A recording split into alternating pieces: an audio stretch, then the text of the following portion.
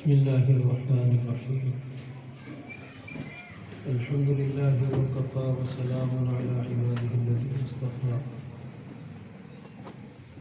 خصوصا على سيدنا محمد المصطفى. أما بعد فأعوذ بالله من الشيطان الرجيم. بسم الله الرحمن الرحيم.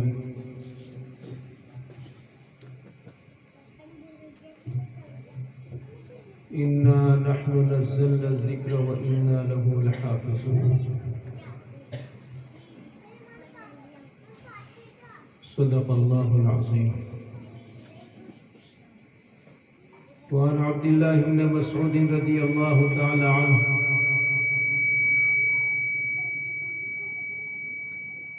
أنه قال: قال رسول الله صلى الله عليه وسلم: من قرأ حرفا من كتاب الله فله 10 حسنات، ولا أقول ألف لام ميم حرف، بل ألف حرف ولام حرف وميم حرف، أو كما قال عليه الصلاة والسلام.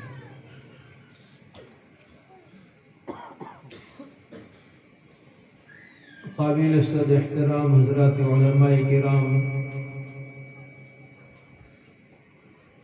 عزیز دوستوں اور بزرگوں، اور مدرسہ فیض الاسلام کے درجہ حفظ کے عزیز طلباء،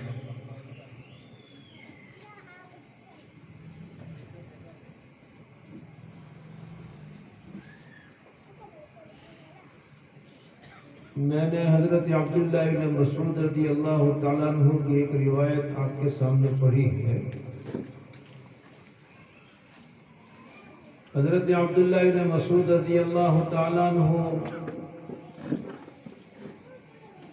صحابہ کرام کی جماعت میں بڑی امتیازی شان کے حامل رہے ہیں.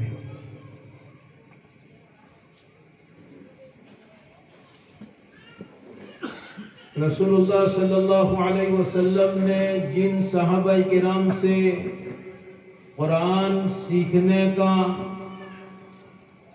قرآن پڑھوانے کا حکم دیا، ان میں حضرت عبداللہ بن مسعود رضی اللہ تعالیٰ عنہ شامل ہے. آپ نے فرمایا کہ اقرأوا القرآن من 4. ایک روایت میں یہ ہے کہ استقرئوا القرآن من 4. قرآن پڑھو، قرآن پڑھاؤ 4 حضرات سے. پہلے نمبر پر حضرت ابی بن کعب رضی اللہ تعالیٰ عنہ، دوسرے نمبر پر حضرت عبداللہ بن مسعود رضی اللہ تعالیٰ عنہ، تیسرے نمبر پر حضرت معاذ بن جبل رضی اللہ تعالیٰ عنہ، اور چوتھے نمبر پر سالم مولا ابی حذیفہ رضی اللہ تعالیٰ عنہ. حضرت عبداللہ بن مسعود رضی اللہ تعالیٰ عنہ فرماتے ہیں کہ قرآن پاک کی کوئی بھی آیت ایسی نہیں ہے جس کے متعلق میرے پاس علم نہ ہو کہ وہ کہاں، کب اور کس شان کے ساتھ نازل ہوئی. اگر کوئی آیت مجھے ایسی لگے کہ جس کا علم میرے پاس نہیں ہے اور وہ کسی دوسرے صاحب کے پاس ہے جہاں پر سواریاں جا سکتی ہے، تو میں ضرور اس آیت کا علم حاصل کرنے کے لیے وہاں تک کا سفر کروں گا. یعنی اس قدر علم کے ہونے کے باوجود علم کی طلب اتنی ہے کہ اگر کسی چیز کا علم نہیں، کسی دوسرے کے پاس ہے اور وہاں حاصل کرنے کے لیے اسباب مہیا ہے، تو ان اسباب کو اختیار کر کے میں وہاں پہنچ کر وہ علم حاصل کروں گا۔ حضرت سعد بن ابی وقاص رضی اللہ تعالیٰ عنہ نے عراق فتح کیا، فاتح عراق حضرت سعد بن ابی وقاص رضی اللہ تعالیٰ عنہ۔ جب عراق فتح ہوا تو عراق کا ایک علاقہ، ایک ایریا، یہ اسلامی لشکر کی 2 چھاونیاں تھیں۔ بعد میں یہ دونوں اسلامی شہر بن گئے، جن میں سے ایک کو ہم کوفہ سے تعبیر کرتے ہیں اور دوسرے کو ہم بصرہ سے تعبیر کرتے ہیں۔ حضرت سعد بن ابی وقاص رضی اللہ تعالیٰ عنہ نے دیکھا کہ بہت سارے لوگ مسلمان ہوئے ہیں، ان لوگوں کو قرآن سکھانے کا مسئلہ ہے۔ حضرت سعد بن ابی وقاص رضی اللہ تعالیٰ عنہ نے حضرت عمر فاروق رضی اللہ تعالیٰ عنہ کے نام خط لکھا اور اس خط میں یہ بات ظاہر کی کہ اس وقت یہاں قرآن پاک سکھانے کے لیے حضرت عبداللہ بن مسعود رضی اللہ تعالیٰ عنہ کی بہت زیادہ ضرورت ہے، تو آپ عبداللہ بن مسعود رضی اللہ تعالیٰ عنہ کو یہاں بھیج دیجیے۔ حضرت عمر فاروق رضی اللہ تعالیٰ عنہ نے خط کا جواب دیا کہ عبداللہ بن مسعود رضی اللہ تعالیٰ عنہ کی اگر تمہیں ضرورت ہے تو تم سے زیادہ ضرورت ہمیں مدینہ منورہ میں ہے، اس لیے کسی اور صحابی کے باب میں آپ سوال کیجئے، میں ان صحابی کو بھیج دوں گا، لیکن عبداللہ بن مسعود رضی اللہ تعالیٰ عنہ کو نہیں۔ حضرت سعد بن ابی وقاص رضی اللہ تعالیٰ عنہ نے دوسری مرتبہ خط لکھا کہ اس موقع پر اس جگہ میں عبداللہ بن مسعود رضی اللہ تعالیٰ عنہ کی ہی ضرورت ہے، کوئی دوسرا آدمی تعلیم قرآن کا یہ مورچہ سنبھال نہیں سکتا ہے، اس لیے میں آپ کو اللہ کا واسطہ دے کر یہ کہہ رہا ہوں کہ آپ عبداللہ بن مسعود رضی اللہ تعالیٰ عنہ کو بھیج دیجیے۔ حضرت عمر فاروق رضی اللہ تعالیٰ عنہ نے اس خط کا جواب دیا کہ اوثر حاجتک علی حاجتی، ٹھیک ہے تمہاری ضرورت کو میں اپنی ضرورت پر ترجیح دیتا ہوں اور حضرت عبداللہ بن مسعود رضی اللہ تعالیٰ عنہ کو بھیجتا ہوں۔ حضرت عبداللہ بن مسعود رضی اللہ تعالیٰ عنہ کوفہ اور بصرہ میں معلم قرآن کی حیثیت سے پہنچتے ہیں اور وہاں قرآن کی تعلیم کا وہ نظام سنبھالا ہے کہ تاریخ آج حضرت عبداللہ بن مسعود رضی اللہ تعالیٰ عنہ کو یاد کرتی ہے۔ یہی حضرت عبداللہ بن مسعود رضی اللہ تعالیٰ عنہ ہے جن کے متعلق یہ بات سیرت کی کتابوں میں لکھی ہوئی ہے کہ حضرت عمر فاروق رضی اللہ تعالیٰ عنہ کو قرآن و حدیث کے باب میں بہت زیادہ احتیاط تھا، اس لیے حضرت عمر کے زمانے میں کوئی آدمی زبانی قرآن سکھائے تو حضرت عمر کوڑے سے اس کی اصلاح کرتے تھے۔ کسی کو بھی اجازت نہیں تھی کہ قرآن کسی کو منہ در منہ سکھائے، اندر دیکھے بغیر قرآن کی تعلیم دے۔ حضرت عمر کے زمانے میں کسی کو اجازت نہیں تھی۔ حضرت عمر کے پاس شکایت پہنچی، کیا شکایت پہنچی کہ یہاں ایک صاحب ہے جو قرآن پاک دیکھے بغیر قرآن لوگوں کو سکھاتے ہیں۔ حضرت عمر رضی اللہ تعالیٰ عنہ نے پوچھا کہ یہ کون صاحب ہے؟ تو بتلایا کہ یہ عبداللہ بن مسعود رضی اللہ تعالیٰ عنہ ہے۔ حضرت عمر فاروق رضی اللہ تعالیٰ عنہ نے فرمایا کہ اگر عبداللہ بن مسعود رضی اللہ تعالیٰ عنہ دیکھے بغیر قرآن کی تعلیم دیتے ہیں تو ان کو حق ہے، ان کے متعلق میں کچھ نہیں کہہ سکتا ہوں۔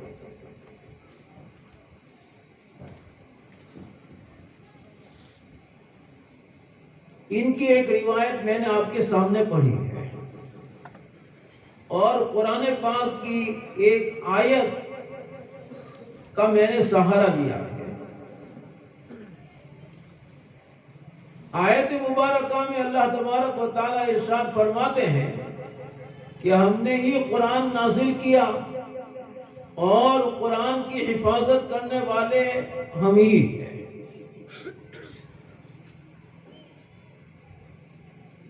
قرآن کی حفاظت، ہمارے یہاں جو بچہ قرآن پاک یاد کر لیتا ہے اس کو ہم حافظ قرآن کہتے ہیں۔ گویا اللہ نے قرآن پاک کی حفاظت کے نظام میں اس کو استعمال کر لیا ہے۔ اب حفاظت کس کو کہتے ہیں؟ سفر میں جانے کا جس کو موقع ملتا ہے تو وہ حفاظت کا مفہوم اچھی طرح سمجھ سکتا ہے۔ 2 4 5 آدمی 5 10 آدمی سفر میں ہے، اب کوئی اپنے کسی کام کے لیے کہیں جا رہا ہے، دوسرا کوئی اپنے کسی کام کے لیے کہیں جا رہا ہے، اپنے سامان کی حفاظت کا ان میں سے 1 2 کو ذمہ دار بنایا جاتا ہے۔ اب وہ حفاظت کرتا ہے کس طرح؟ وہ حفاظت کرتا ہے اس طور پر ایک لمحے کے لیے بھی غفلت برتتا نہیں ہے۔ سامان سامنے پڑا ہوا ہے، یہ برابر بیٹھتا ہے، بیٹھے ہوئے ادھر ادھر نظر بھی جا رہی ہے لیکن سامان سے غفلت برتتا نہیں۔ حافظ قرآن وہ حافظ قرآن ہے کہ جو قرآن پاک سے ایک لمحے کے لیے بھی غفلت نہیں برت سکتا۔ اللہ کے نبی صلی اللہ علیہ وسلم فرماتے ہیں کہ مجھے معراج منامی سے اللہ نے متعدد بار نوازا۔ ایک مرتبہ معراج منامی میں یعنی خواب کی حالت میں اللہ تبارک و تعالیٰ نے آسمانوں کی سیر کروائی، وہاں مجھے جہنم کی بھی سیر کروائی گئی، جہنم بھی دکھلائی گئی۔ جہنم میں ایک آدمی کو میں نے دیکھا کہ وہ عذاب میں مبتلا ہے۔ میں نے جبرائیل سے پوچھا کہ یہ کون آدمی ہے؟ حضرت جبرائیل علیہ السلام نے عرض کیا کہ اللہ کے نبی یہ وہ آدمی ہے جس کو اللہ تبارک و تعالیٰ نے قرآن عطا کیا تھا، لیکن اس قرآن سے نہ دین کے وقت وہ کچھ استفادہ کرتا تھا اور نہ رات کے وقت کچھ استفادہ کرتا تھا۔ دین کی زندگی میں، دین کے اوقات میں نہ اس پر عمل کرتا تھا اور رات کے وقت نہ اس کی تلاوت کرتا تھا اور رات کو سوتا رہتا تھا، دن کو غفلت میں گزارتا تھا۔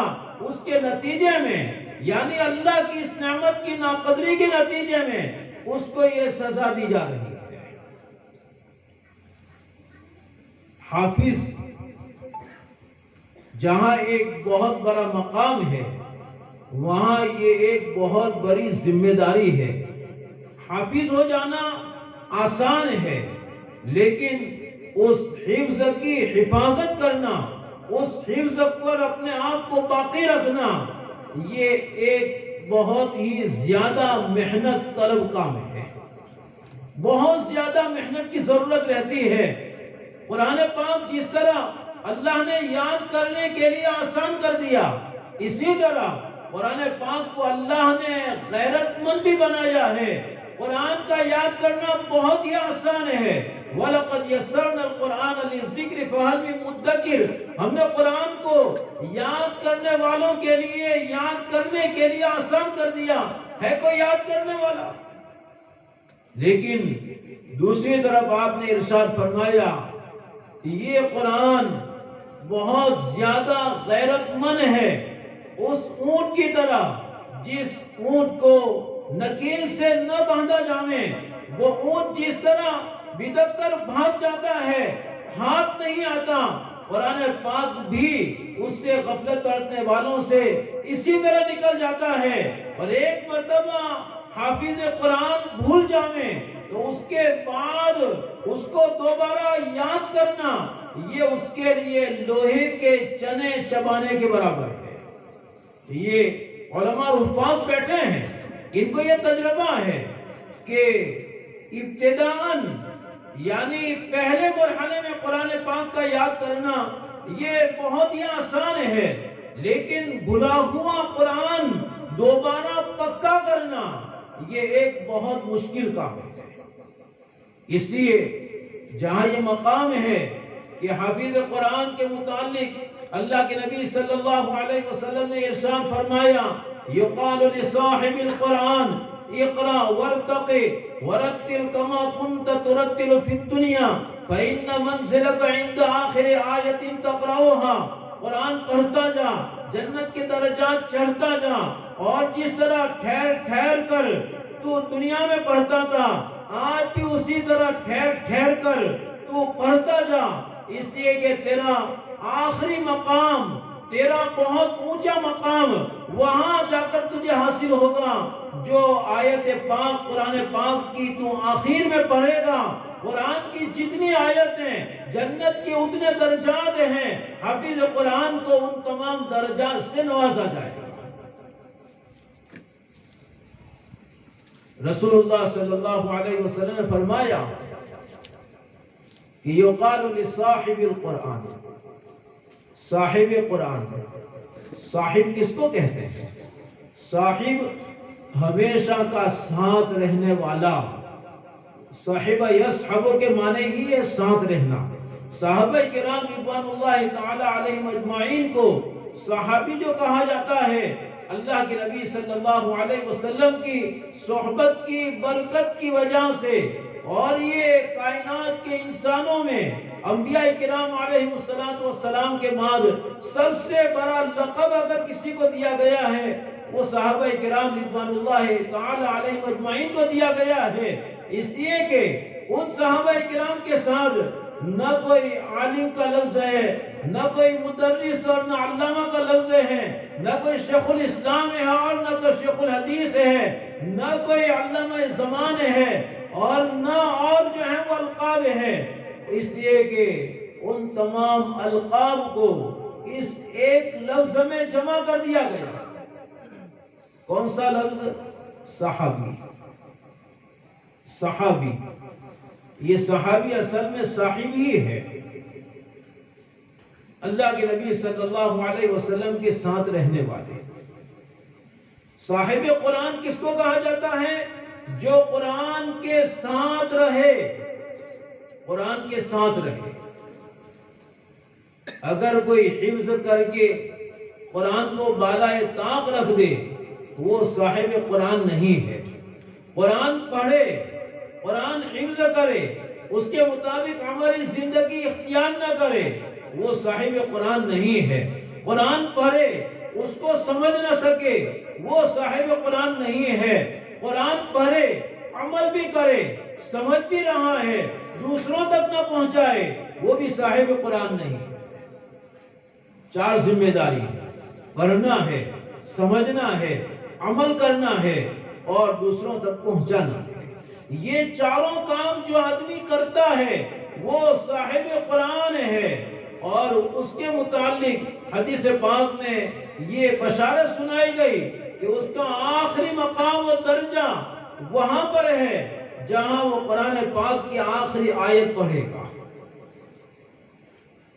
کیا مطلب؟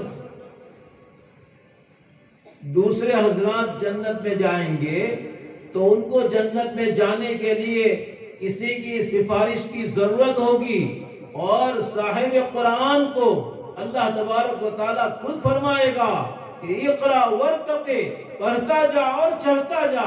اس کو کسی کی سفارش کی ضرورت نہیں، اس کا سفارشی قرآن پاک ہے۔ بلکہ یہ تو اوروں کا سفارشی بننے والا ہے۔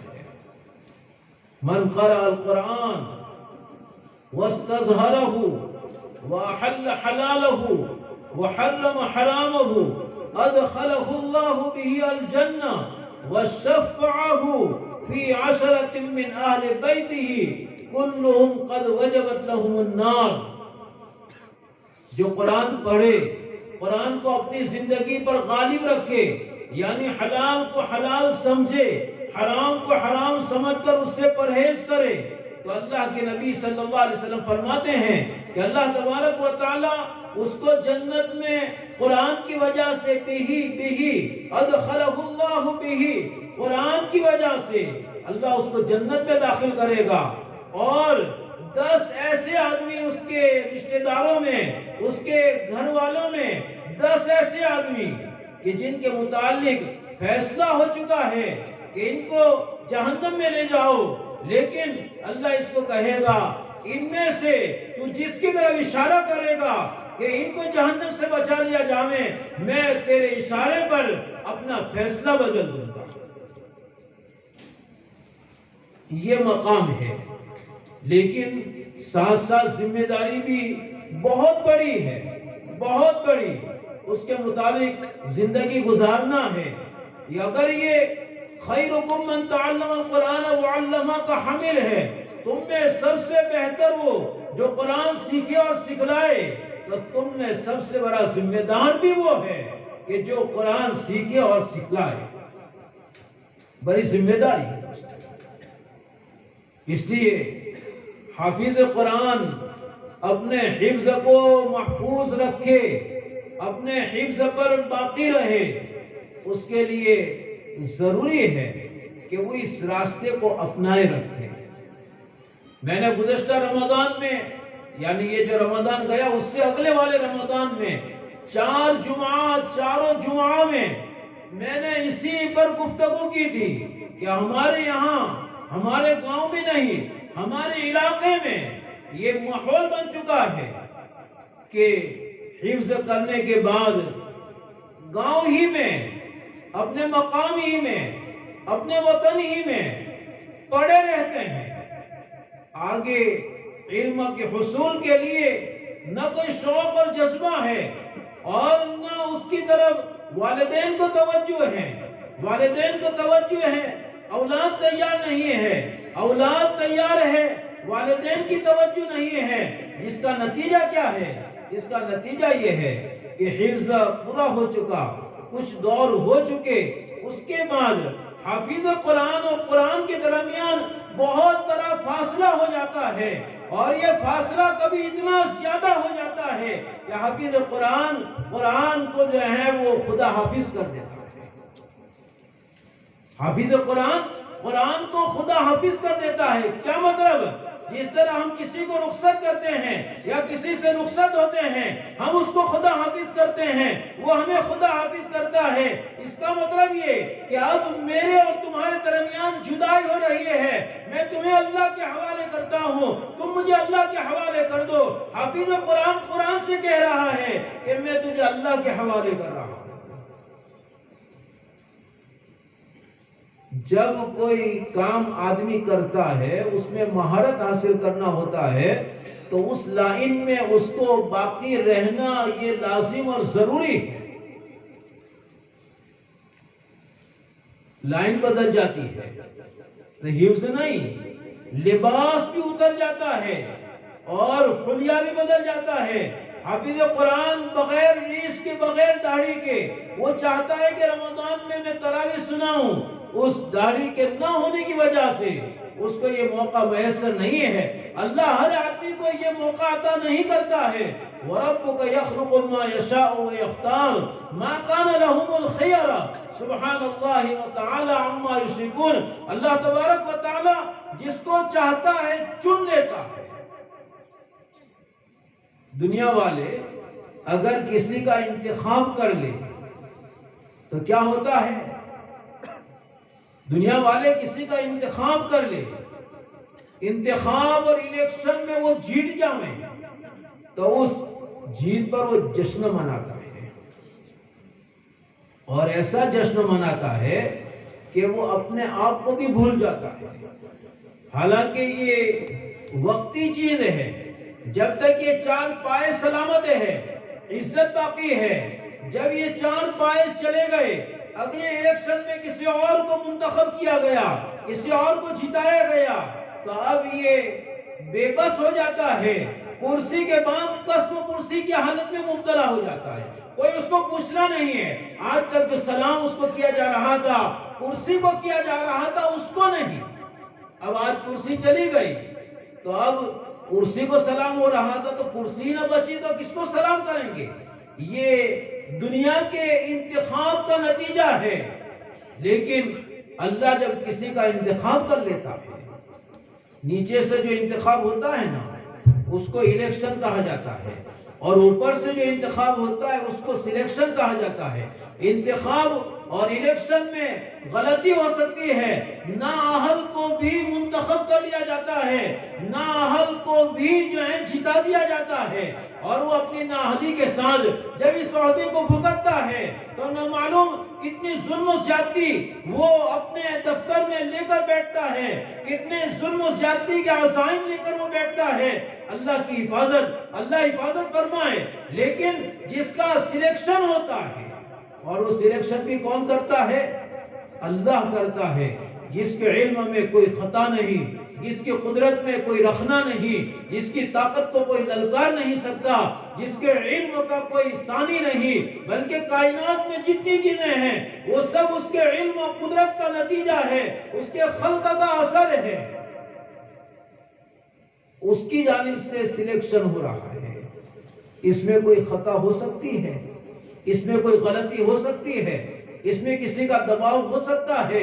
اللہ جس کو چن لے، ایک مرحلے کے لیے چن لیا گیا، حفظ قرآن کو اللہ نے حفظ قرآن کی دولت سے دل کو، سینے کو معمور کر دیا، وجود کو منور کر دیا۔ اب اس کے بعد روشنی جب چمکتی ہے تو اس کی حفاظت بھی کرنی پڑتی ہے، اس کی حفاظت نہ کی جائے تو روشنی بجھ جاتی ہے۔ یہ نور قرآن سے اللہ نے سینے کو آباد کیا ہے، اس نور قرآن کی حفاظت یہ ضروری ہے۔ اگر اس حفاظت کی طرف توجہ نہ دی جائے تو دوسرا جو انتخاب ہے، کون سا انتخاب ہے؟ مصلی پر تراویح کا، اللہ اس انتخاب سے اس کو نکال دیتا ہے۔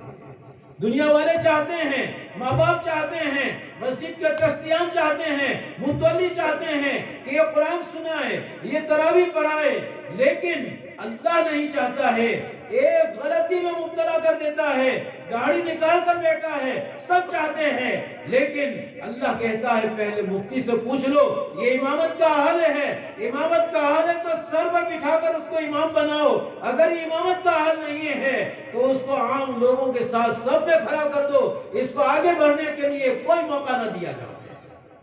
یہ دوسرا سلیکشن ہے۔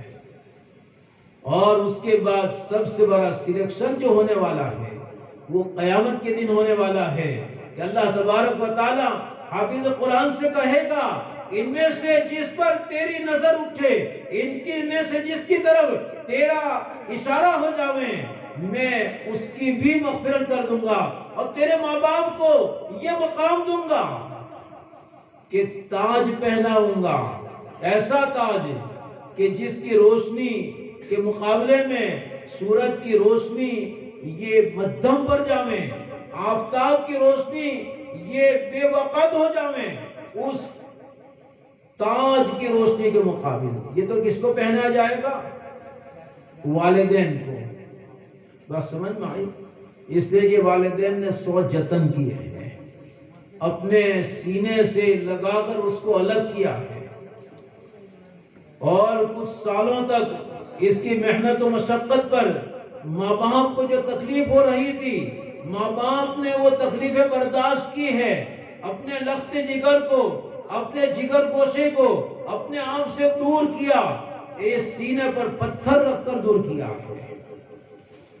اللہ ان کو نوازے گا؟ نہیں، میں تو یہ کہتا ہوں کہ ان کے رشتہ داروں میں سے جن کی دعائیں ان کے ساتھ رہی ہے اللہ ان سب کو نوازے گا۔ نانا، نانی، دادا، دادی جن کی دعائیں ان کے ساتھ ہے اللہ ان کو بھی نوازے گا۔ علماء نے عجیب استدلال کیا ہے۔ حضرت عیسیٰ علیہ السلام کو اللہ تبارک و تعالیٰ نے جو مقام عطا فرمایا، روح اللہ، کلمت اللہ، شیطان حضرت عیسیٰ علیہ السلام کو چوکا نہ دے سکا۔ حدیث میں آتا ہے کہ جب کوئی بچہ پیدا ہوتا ہے، ما من مولود الا یطعنہ الشیطان، جو بھی بچہ پیدا ہوتا ہے شیطان اس کی کوکھ میں چوکا دیتا ہے، گودا مارتا ہے۔ الا مریم و ابنہ، لیکن حضرت مریم اور حضرت مریم کے بیٹے حضرت عیسیٰ، ان کو شیطان یہ چوکا نہ دے سکا، ان کو گوتا نہ مار سکا۔ کیوں نہیں مار سکا؟ نانی کی دعا تھی عیسیٰ علیہ السلام کے ساتھ۔ کس کی دعا تھی؟ نانی کی، حضرت حنا کی۔ قالت انی اعیدها بک وذریتها من الشیطان الرجیم، میں اس بچی کو بھی اور اس کی آنے والی اولاد کو بھی میں تیری حفاظت میں دیتی ہوں، تیری پناہ میں دیتے ہوں شیطان مردود کے مقابل۔ یہ نانی کی دعا تھی، یہ ماں کی دعا تھی۔ حضرت مریم کے حق میں ماں کی دعا تھی، حضرت عیسیٰ علیہ السلام کے حق میں نانی کی دعا تھی۔ یہ دعا اللہ کی بارگاہ میں ایسے قبول ہوگی کہ شیطان ان کے قریب نہ جا سکا، شیطان ان کو چوکا نہ دے سکا۔ اسی طرح ہمارے حافظ ہونے والے بچوں کے پیچھے ان کے باپ داداؤں کی، ان کے ماں نانا نانیوں کی دعائیں یہ شامل حال ہوتی ہے، اور وہ ان دعاؤں کے نتیجے میں اللہ کی یہاں پر اجر و ثواب کے مستحق ہیں۔ سب سے قریب تر جو رشتہ تھا اللہ کے نبی صلی اللہ علیہ وسلم نے اس کو ذکر کیا۔ سب سے زیادہ جنہوں نے مشقت اٹھائی اللہ کے نبی نے ان کو ذکر کیا کہ البس والداہ تاجن، ان کے ماں باپ کو تاج پہنایا جائے گا جس کی روشنی آفتاب کی روشنی سے زیادہ ہوگی۔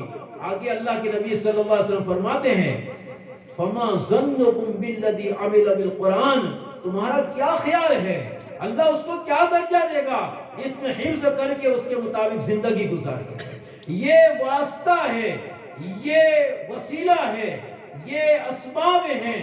ان اسباب کو اللہ اتنا نواز رہا ہے کہ ان کے تاج کے نور کے سامنے سورج بے نور نظر آ رہا ہے۔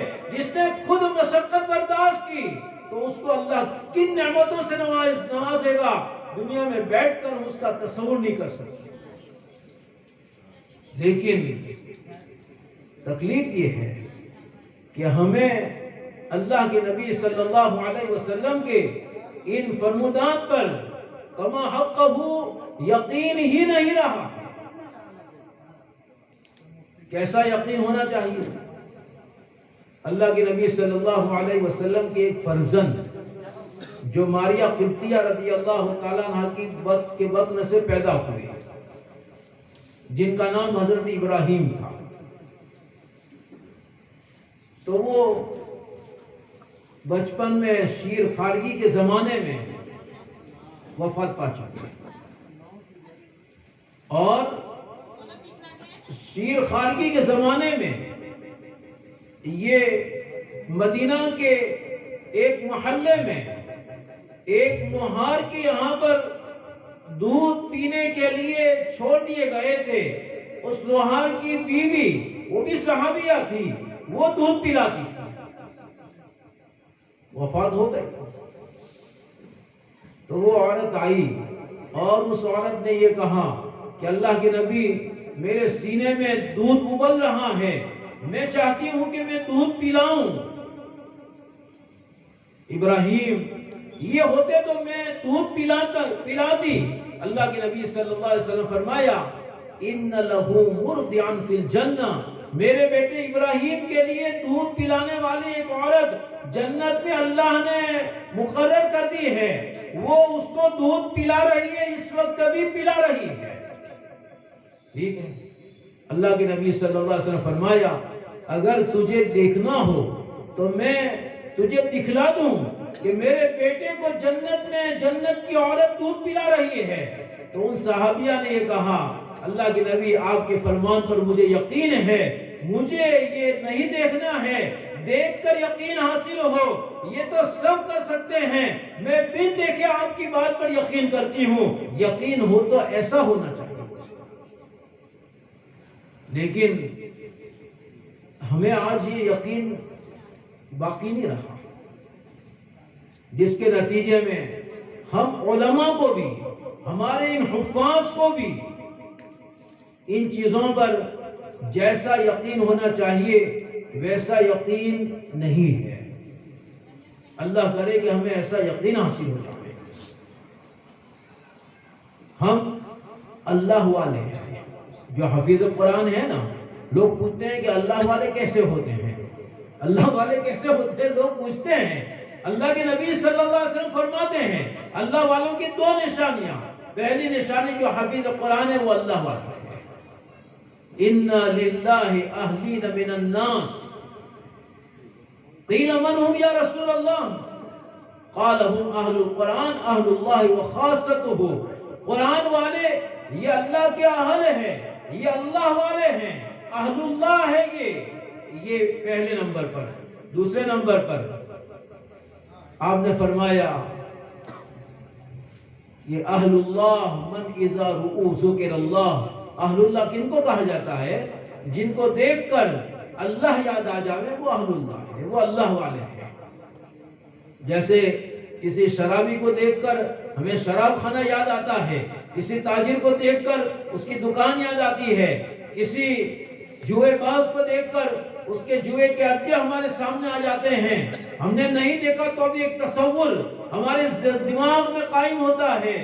جو اللہ والے ہیں ان کو دیکھ کر اللہ یاد آ جاتا ہے. من اذا رؤوا ذکر اللہ. جب ان پر نظر پڑ جاوے، دیکھنے کی بھی ضرورت نہیں، جب ان پر نظر پڑ جاوے تو دل پکار اٹھے کہ یہ اللہ والے ہیں. یہ اللہ والوں کی پہچان ہے.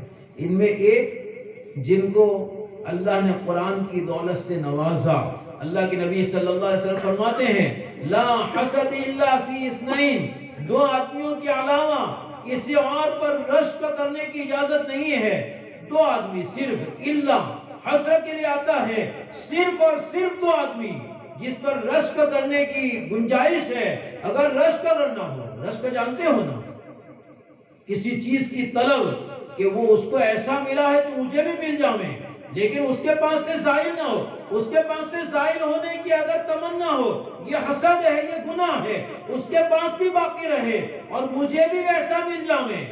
اس کو کہا جاتا ہے رشک، اس کو کہا جاتا ہے غبطہ. اور اس غبطے کی جگہ پر اللہ کے نبی نے حسد کا لفظ ذکر کیا. لا حسد الا فی اثنین. دو آدمیوں میں اور صرف دو آدمیوں میں غبطہ اور رشک کرنا چاہیے. پہلے نمبر پر رجل آتاہ اللہ مالا. پہلا وہ آدمی جس کو اللہ نے مال دیا اور وہ مال اللہ کے حکم کے مطابق اللہ کے راستے میں بے تحاشا خرچ کر رہا ہے. اس پر رشک کرنا چاہیے کہ اگر اللہ مجھے اس کی طرف مال دے تو میں بھی اس کی طرح نہیں، اس سے آگے بڑھ کر اللہ کے راستے میں خرچ کروں گا. اس پر رشک ہونا چاہیے. اور دوسرے نمبر پر رجل آتاہ اللہ القرآن. دوسرا وہ آدمی جس کو اللہ نے قرآن دیا، جس کو اللہ نے قرآن جیسی دولت عطا فرمائی. یہ قابل رشک ہے. لیکن دوستو افسوس یہ ہے، اپنی ذات پر بھی افسوس ہے کہ کسی دنیا کے مالدار کو دیکھتے ہیں ہم اس پر رشک کر رہے ہیں. اللہ کے نبی فرماتے ہیں کہ رشک کرنا ہو تو اس پر کرو. اور ہم ہے کہ اپنی ذات کو گرا دیا اور ہم کسی دنیا دار کی دولت کو دیکھ کر، دنیا دار کے عمدہ مکانوں کو دیکھ کر، ان کی اچھی گاڑیوں کو دیکھ کر ہم ان پر رشک کرتے ہیں. حضرت شیخ مولانا محمد زکریا صاحب نور اللہ مرقدہ نے لکھا ہے کہ جس آدمی کو اللہ نے قرآن کیا اور اس کے بعد اس نے للچائی ہوئی نظر سے کسی دنیا والے کی دولت کو دیکھا، اس نے قرآن کی نعمت کی ناقدری کی. اللہ ہماری حفاظت فرمائے. اللہ کے نبی صلی اللہ علیہ وسلم کو اللہ تعالیٰ بہت تاکید کے ساتھ فرماتا ہے، بہت تاکید کے ساتھ لا تمدن عینیک الی ما متعنا به ازواجا منهم زہرۃ الحیات الدنیا لنفتنہم فیہ. آپ للچائی ہوئی نظر سے ہرگز ان لوگوں کو نہ دیکھے جن کو ہم نے دنیا کی نعمتیں ان کی آزمائش کے لیے دی، عیش و عشرت کے لیے نہیں دی. ہم دیکھ رہے ہیں ان آنکھوں سے، جن سے نظر آ رہا ہے کہ وہ بڑے عیش میں چل رہا ہے، لیکن جن کو بصیرت سے اللہ نے نوازا ہے، جن کو فراست ایمانی دی گئی ہے. اتقوا فراست المومن فإنه ينظر بنور اللہ تعالی. مومن کی بصیرت سے ڈرو کیوں؟ اس لیے کہ اللہ کے دیے ہوئے خاص نور سے وہ دیکھتا ہے. ٹھیک ہے. ایک عام ہے، یہ ہاتھ کو دیکھتے ہیں، ہمارا دیکھنا بھی دیکھنا ہے، لیکن ہم کس سے دیکھتے ہیں؟ آنکھ سے دیکھتے ہیں. اور دوسرا آدمی ہے جس نے وہ بلوری کانچ لگایا ہے اور وہ دیکھ رہا ہے. ہم دیکھ رہے ہیں، ہمیں ایک سراغ نظر نہیں آتا. اور دوسرا ہے کہ جو دوربین لگا کر دیکھ رہا ہے، اس کو ایک ایک سراغ اتنا بڑا بڑا مسامع جان جس کو کہا جاتا ہے. کیوں؟ اس لیے کہ اس کے پاس آنکھ نہیں، کانچ ہے. اسی طرح یہ نور اور کانچ ہے. کانچ نور کو نہیں روک سکتا ہے. روک سکتا ہے؟ یہ ٹیوب لائٹ ہے، بلب ہے، اس پر کانچ لگا ہوا ہے، روشنی تو اندر چل رہی ہے، لیکن یہ کانچ روشنی کو روک نہیں سکتا ہے. برابر یہاں پر بھی اللہ نے دل پر ایک شیشہ لگایا ہے، ایک کانچ لگایا ہے. دل میں جو بصیرت اللہ نے رکھی ہے، جو فراست اللہ نے رکھی ہے، اس سے یہ دیکھ رہے ہیں، اللہ کے نبی دیکھ رہے ہیں، اللہ تعالیٰ دکھلا رہا ہے کہ یہ مال و دولت لِنَفْتِنَهُمْ فِيهِ، ان کو آزمانے کے لیے دیا گیا ہے. یہ ان کو عیش و عشرت کے لیے نہیں. جن کی آنکھیں دنیا کی آنکھیں ہیں وہ دیکھ رہی ہے قارون کے خزانے کو، اور جب یہ دیکھا، بصارت سے دیکھا، تو وہ پکار رہے تھے، رشک کر رہے تھے، یا لیت لنا مثل ما اوتی قارون انہ لذو حظ عظیم. یہ بڑے نصیبے والا ہے، قارون کو جو دیا گیا کاش کہ ہمیں بھی مل جاتا. ٹھیک ہے. یہ آنکھیں تھیں، آنکھوں سے دیکھ رہے تھے. لیکن جب اللہ نے اس کا انجام لوگوں کے سامنے ظاہر کیا، فَخَسَفْنَا بِهِ وَبِدَارِهِ الْأَرْضِ فَمَا كَانَ لَهُ مِنْ فِئَةٍ يَنْصُرُونَهُ مِنْ دُونِ اللَّهِ وَمَا كَانَ مِنَ الْمُنْتَصِرِينَ. زمین میں اس کو دھسایا، اس کا لشکر کوئی مددگار اس کو بچا نہ سکا. اور اللہ فرماتا ہے کہ ہم سے کوئی بدلہ بھی لینے والا ہے. وَمَا كَانَ مِنَ الْمُنْتَصِرِينَ، ہم سے کوئی بدلہ لینے والا نہیں ہے. اس کو دھسا دیا گیا اس کے خزانے کے ساتھ. کتنے خزانے، کتنے خزانے. مَا إِنَّ مَفَاتِحَهُ لَتَنُوءُ بِالْعُصْبَةِ أُولِي الْقُوَّةِ، جس کے خزانوں کی چابیاں ایک طاقتور جماعت کو گرا بار کر دیتی تھی. یعنی ایک طاقتور جماعت اس کے خزانوں کی چابیاں اٹھا کر چل کر تھک جاتے تھے. اس کی چابیاں اٹھا کر، خزانوں کی چابیاں اٹھا کر تھک جاتے. چابیوں کا یہ حال ہے تو آپ اندازہ لگائیے کہ اس کے خزانوں کا کیا حال ہوگا. اللہ کا احسان ہے کہ ہم اس زمانے میں اللہ نے ہم کو پیدا نہیں کیا. ہمارے مقابلے میں تو وہ لوگ اچھے تھے جنہوں نے قارون کا انجام دیکھ کر اپنی پہلی بات سے توبہ کی. فَأَصْبَحَ الَّذِينَ تَمَنَّوْا مَكَانَهُ بِالْأَمْسِ يَقُولُونَ وَيْكَأَنَّ اللَّهَ يَبْسُطُ الرِّزْقَ لِمَن يَشَاءُ وَيَقْدِرُ. جو لوگ کل کو تمنا کر رہے تھے قارون کے خزانے کی، آج یہ کہہ رہے ہیں کہ لولا من اللہ علینا لخسف بنا، اگر اللہ کا ہم پر بھی احسان نہ ہوتا ہم بھی اس کے ساتھ دھسا دیے جاتے. اللہ کا احسان ہے ہم نے تمنا کی، اور تمنا کرنے والا ایسا ہو جاتا ہے. یاد رکھنا حضرت ابو سعید خدری رضی اللہ تعالیٰ عنہ کی روایت میں ہے کہ لوگ 4 قسم کے ہیں.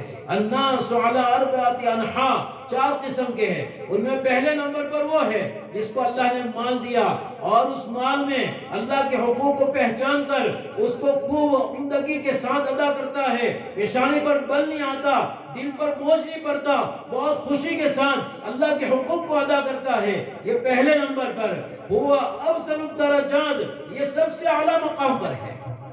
دوسرا وہ ہے جو یہ کہتا ہے کہ میرے پاس بھی اگر ایسا مال ہوتا، میرے پاس بھی اگر ایسا خزانہ ہوتا، میں بھی اللہ کے راستے میں اس کو لٹاتا. اللہ کے نبی صلی اللہ علیہ وسلم فرماتے ہیں ہما فی الدرجۃ سوا، پہلا کر کے کما رہا ہے، دوسرا تمنا کر کے کما رہا ہے. ٹھیک ہے. یہاں ان کا انجام بھی یہ ہونا چاہیے تھا جو انہوں نے تمنا کی نا کہ قارون جیسا ہمیں خزانہ مل جاوے، تو اس میں وہ تمنا کر رہے تھے کہ قارون جیسا ہمارا حشر بھی ہو جاوے. لیکن اللہ نے احسان فرمایا، اللہ نے ان کو بچا لیا. لولا امن اللہ علینا لخسف بنا. اگر اللہ کا احسان نہ ہوتا تو ہمارا بھی یہ حال ہوتا.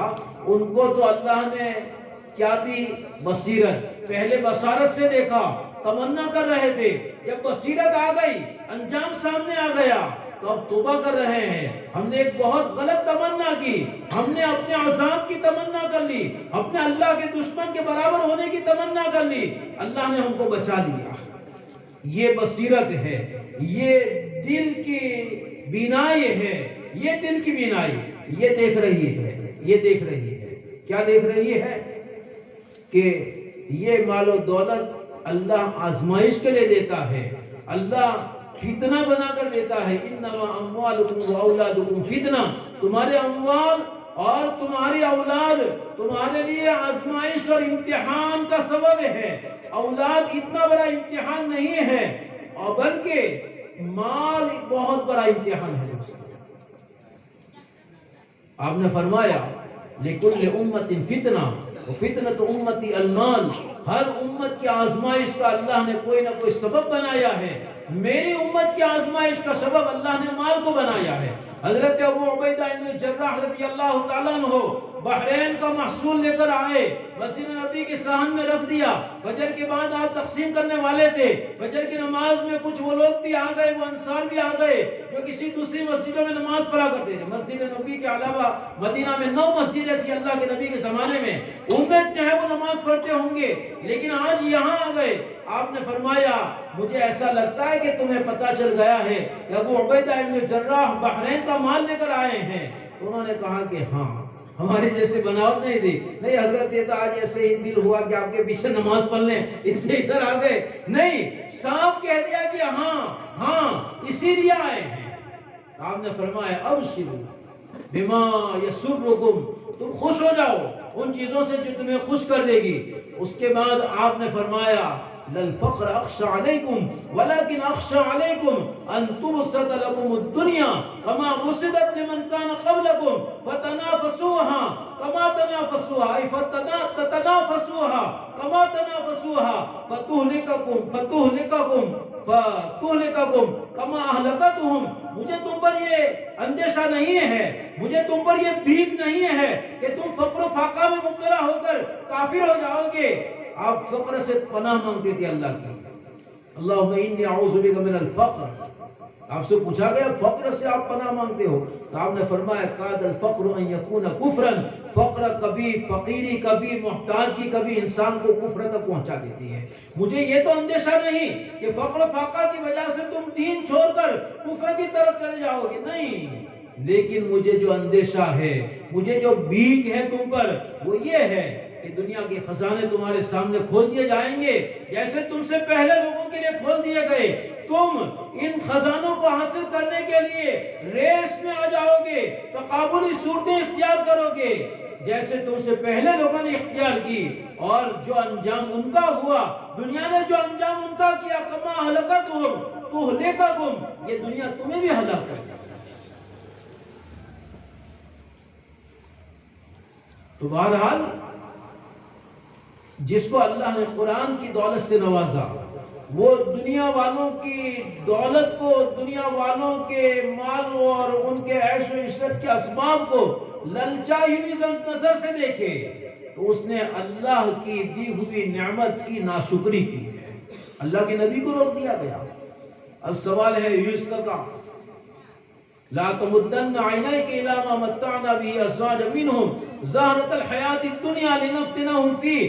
اس کے بعد اللہ فرماتا ہے ورزق ربک خیر وابقی. تیرے رب کا رزق، تیرے رب کی روزی جو آپ کے لیے، تیرے لیے مقرر کی گئی ہے، یہ سرابہ خیر ہے، ہر فتنے سے محفوظ ہے، ہر بیماری سے حفاظت کا سبب ہے، ہر پریشانی سے نجات کا سبب ہے. ہر طرح کی سہولت اور آسانیاں اللہ کے مقرر کیے ہوئے اس رزق میں ہے. ابقا اور دیر پا.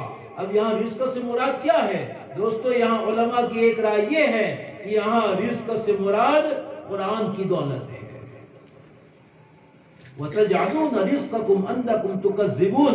وہاں رزق اللہ کی توفیق تم نے یہ بنا رکھی ہے کہ تم قرآن کو جھٹلاتے ہو، نبی کو جھٹلاتے ہو۔ یہ رزق سے مراد یہاں قرآن ہے۔ پھر آگے دنیا میں رزق کا ذکر کیا، وَأْمُرْ أَهْلَكَ بِالصَّلَاةِ وَاصْطَبِرْ عَلَيْهَا لَا نَسْأَلُكَ رِزْقًا نَحْنُ نَرْزُقُكَ وَالْعَاقِبَةُ لِلتَّقْوَىٰ۔ رزق حاصل کرنا ہے، وَأْمُرْ أَهْلَكَ بِالصَّلَاةِ، اپنے گھر والوں کو نماز کا حکم دیجئے، نماز کی پابندی پر ابھاریے، وَاصْطَبِرْ عَلَيْهَا، اور خود بھی پابند رہیے۔ یا حفاظ بیٹھے ہیں، میں ان سے پوچھتا ہوں کہ ہمارا اپنا حال نماز کی حفاظت کے باب میں کیا ہے؟ کیا ہم نماز کو اتنے اہتمام کے ساتھ ادا کرتے ہیں؟ بچوں، جو عادت بچپن کی ہوتی ہے وہ عادت بچپن کی ہوتی ہے، جو عادت بچپن میں بگاڑ کی ہوتی ہے وہ عادت بڑھاپے تک ساتھ ہے۔ گجراتی میں کہاوت ہے نا، پڑھیلی عادت قبر میں جائے، مرتے دم تک وہ ساتھ نہیں چھوڑتی ہے۔ اس لیے ابھی سے عادت بناؤ نمازوں کے اہتمام کی، نمازوں کے اہتمام کی۔ وَاصْطَبِرْ عَلَيْهَا لَا نَسْأَلُكَ رِزْقًا، ہم رزق کموانا نہیں چاہتے تم سے۔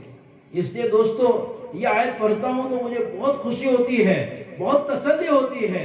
ہم اس قرآن کے ذریعے رزق کمانا چاہتے ہیں، اس ایمان کے ذریعے رزق کمانا چاہتے ہیں۔ اللہ فرماتے ہیں لا نسألک رزقا، لا نسألک رزقا، ہم رزق کموانا آپ سے نہیں چاہتے ہیں، تو پھر کھائیں گے کہاں سے؟ نحن نرزقک، ہم دیں گے۔ اور ہمارے ماں باپ کی فکر سب سے پہلی ہی ہوتی ہے کہ کوئی مولوی بنے تو کھاہے ہوں، آتلی جرا کم تھی پگار مہینوں ہوتا ہے، اللہ چلاتا ہے، تنخواہ سے کچھ نہیں ہوتا ہے۔ مالدار نہیں ہے، مال کے چوکیدار ہے۔ چوکیدار ہے نا، بینک میں رکھ کر بینک کی چوکری دبر کے نیچے دبا کر بیٹھتے ہیں کہ کوئی جو ہی نہیں رہے، برابر ہے۔ یہ مال کے چوکیدار ہے، مال کی حفاظت کر رہے ہیں، وہ مالدار نہیں۔ مالدار کون ہے؟ مالدار وہ ہے لیس الغنا بکثرت المال انما الغنا غنا القلب، مال کے زیادہ ہونے سے کوئی مالدار نہیں ہوتا، دل کے مالدار ہونے سے آدمی مالدار ہوتا ہے۔ دل کی مالداری ایمان اور قرآن کی بنیاد پر حاصل ہوتی ہے۔ اس لیے دوستو، اللہ تبارک و تعالیٰ نے جہاں اس نعمت سے نوازا ہے، اس نعمت کی قدردانی کی بھی بہت بڑی ذمہ داری ہے۔ آخری بات ذکر کر کے میں اپنی بات ختم کر دیتا ہوں۔ اللہ کے نبی صلی اللہ علیہ وسلم نے جو آدمی حفظ قرآن کرے اس کے بعد وہ اس کو بھول جانے سے مراد کیا ہے؟ ایک بڑھاپا ہے، بڑھاپے میں میموری لاس ہو جاتی ہے اور یادداشت چلی جاتی ہے، وہ اس میں شامل نہیں ہے، وہ شامل نہیں ہے۔ لیکن غفلت کی بنیاد پر قرآن کو نظر انداز کر کے، قرآن کو خدا حافظ کر کے جو آدمی زندگی گزارے، وہ اگر قرآن بھول جاوے تو قیامت کے دن اس کو اندھا کر کے اٹھایا جائے گا۔ اللہ ہماری حفاظت فرمائے، اللہ اس کو اندھا کر کے اٹھائے گا۔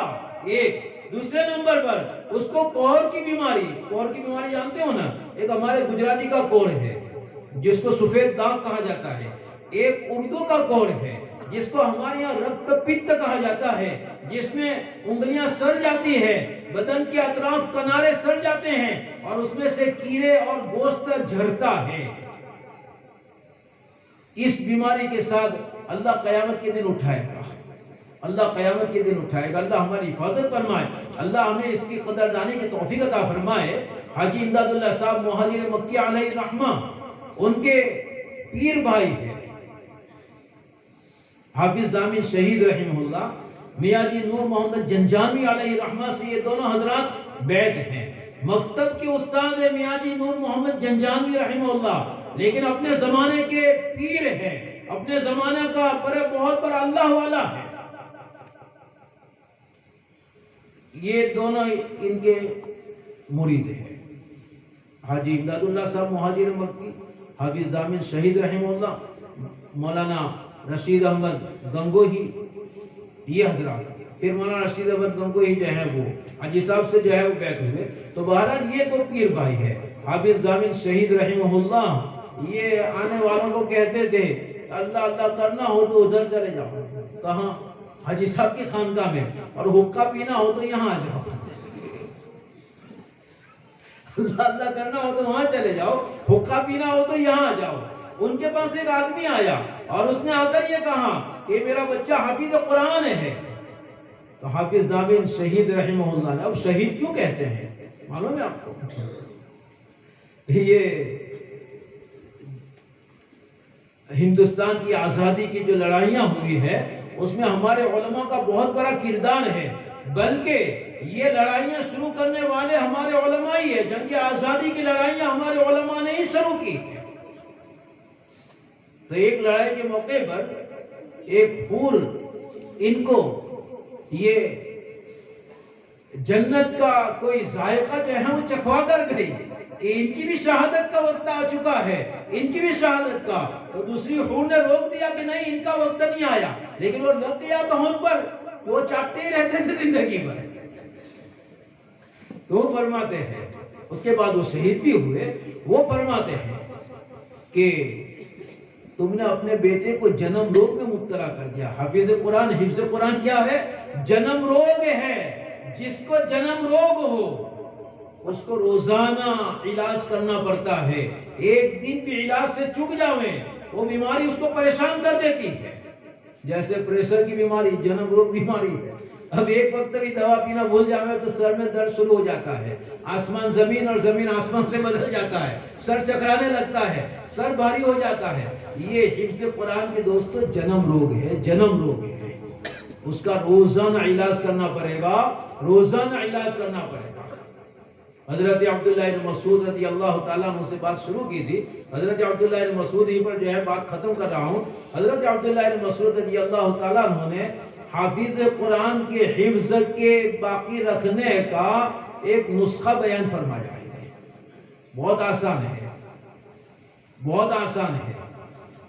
حفاظ سے میں کہتا ہوں کرو گے نا، بہت آسان ہے۔ کیا ہے؟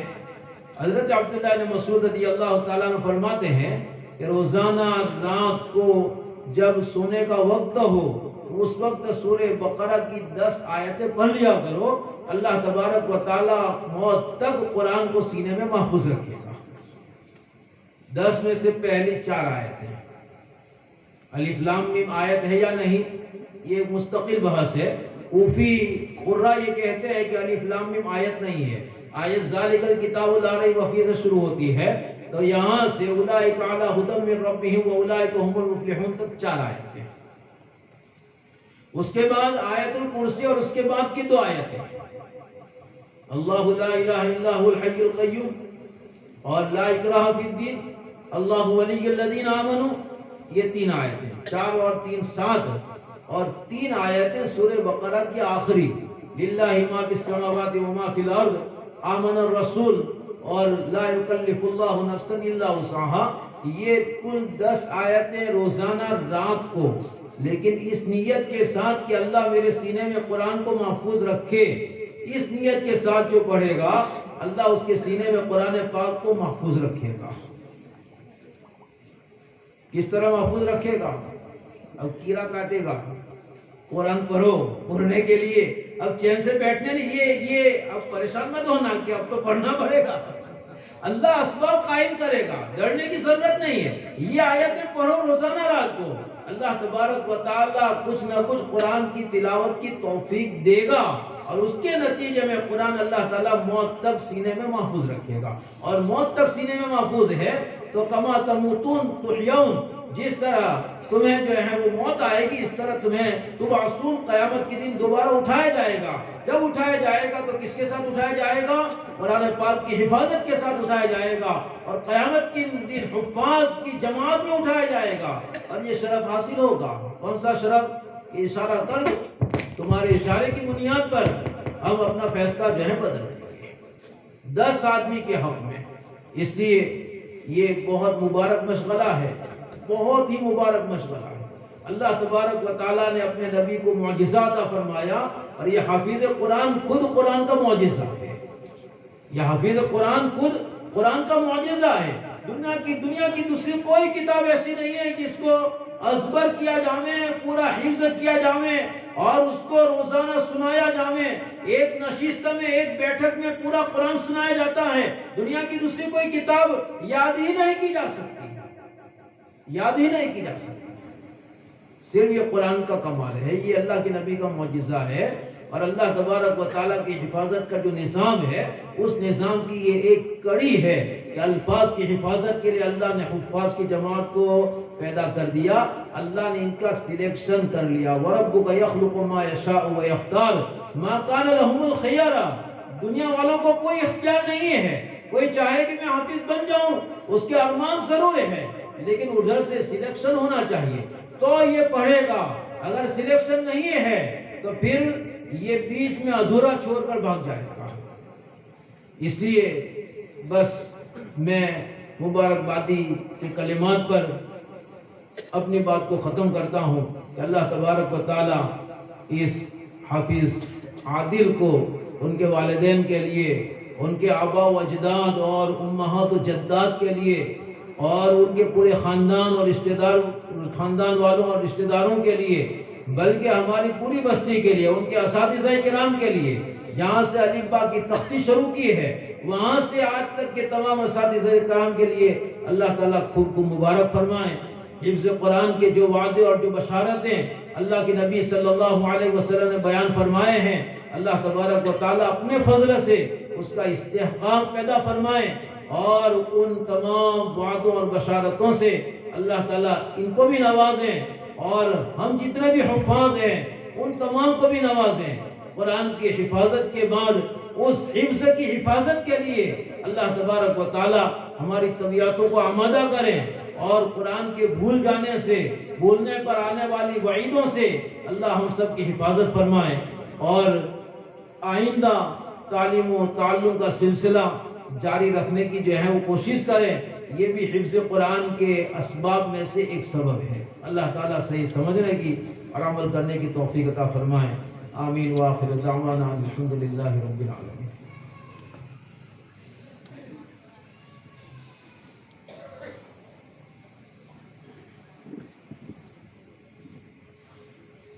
بسم اللہ الرحمن الرحیم. الحمد للہ رب العالمین والعاقبۃ للمتقین والصلاة والسلام علی سید الانبیاء والمرسلین محمد وعلی آلہ وصحبہ اجمعین. كلما ذكره الذاكرون وكلما غفل عن ذكره الغافلون. اللهم صل على سيدنا محمد وعلى آل سيدنا محمد كما تحب وترضى بعدد ما تحب وترضى.